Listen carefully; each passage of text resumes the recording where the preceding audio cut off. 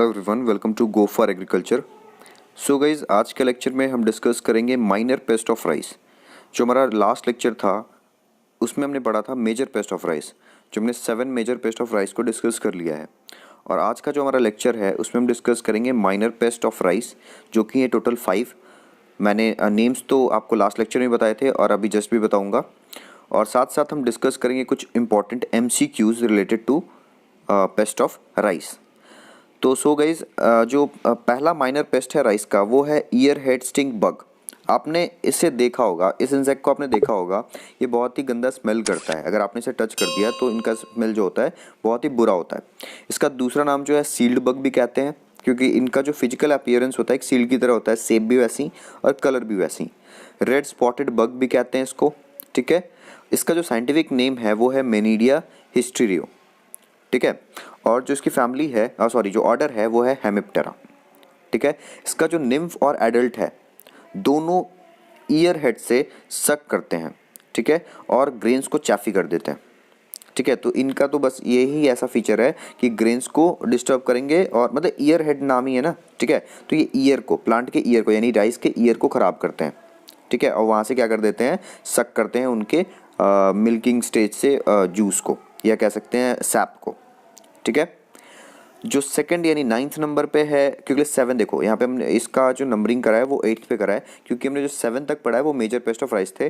8th number पे हमने first minor paste पढ़ा राइस का। 9th नंबर पे है राइस स्ट्रिप बग, ठीक है, टेट्रोडा हिस्टेरोइड्स, ठीक है। इसका जो ऑर्डर है वो भी हेमिप्टेरा है। The nymph and the adult suck the sap from the stem and cause stunting, ठीक है, stunting and yellowing of tillers. कहने का मतलब है इनके जो इंसेक्ट्स होते हैं यानी जो निम्फ और एडल्ट होते हैं वो सैप को सक करते हैं स्टेम से और कॉज करते हैं स्टंटिंग यानी छोटा हो जाना, प्लांट छोटे रह जाते हैं, मतलब growth come, and yellowing of tillers. Adult को अगर हम देखेंगे तो adult is brown with a prominent V shape mark on it's back, ठीक है। उनके बैक पे क्या होता है, वी शेप मार्क होता है। It lays cylindrical eggs in rows on the under surface of the leaf. Leaf के जो नीचे वाला सरफेस होता है, ठीक है, जिसको एबैक्सियल सरफेस कहते हैं, वहाँ पे सिलिंड्रिकल एग्स रोज में ले करते हैं। एक पीरियड जो होता है वो 5 to 7 डेज का होता है, यानी हैचिंग हो जाती है। फिर निम्फ जो स्टार्ट होते हैं वो निम्फल पीरियड 40 to 50 डेज का होता है। लाइफ साइकिल ये कंप्लीट करते हैं 49 to 62 डेज में।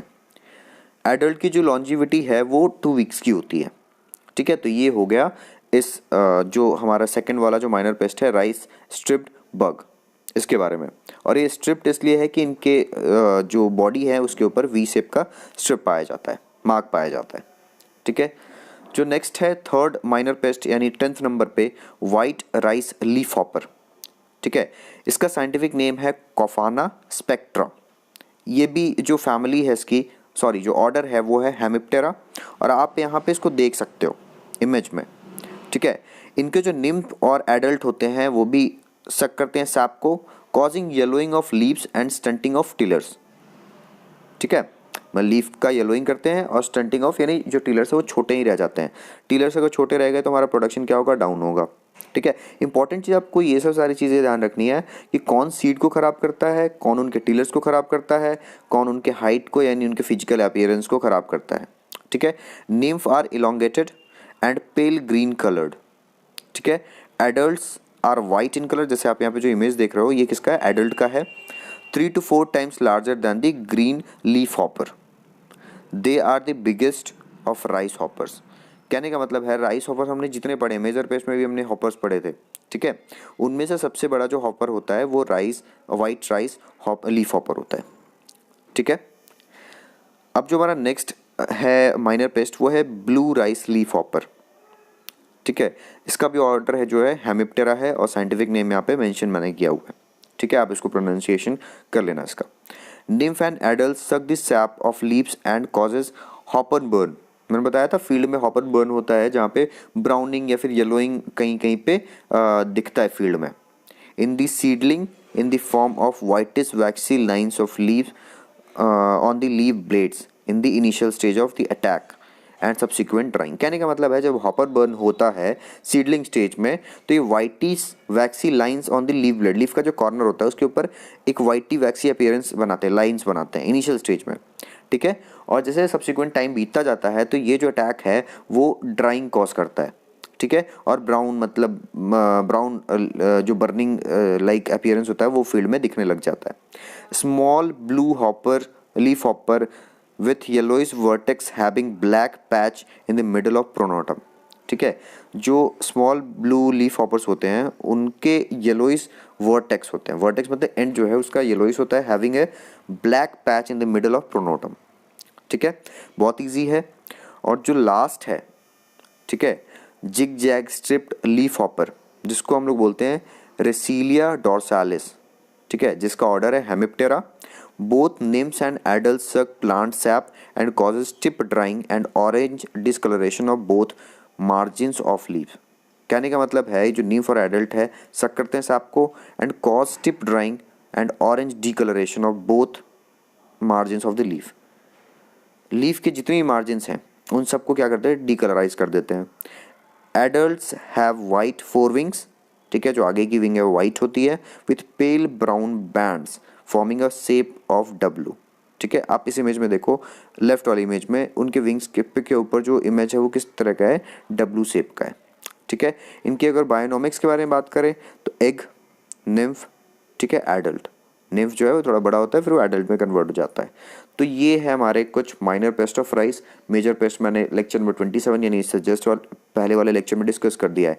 आई होप बच्चों आपको ये लेक्चर समझ में आया होगा। किसी को भी कुछ प्रॉब्लम है तो वो कमेंट सेक्शन में पूछ सकता है, या फिर आप हमारे Instagram channel go for agriculture वहाँ पे भी आके इससे क्वेश्चन रेज कर सकते हो, ठीक है। अब जो टाइम आ गया है, हमने टोटल राइस के पेस्ट को डिस्कस कर लिया है। अब इन पे कुछ MCQs क्वेश्चन को डिस्कस करते हैं, ठीक है।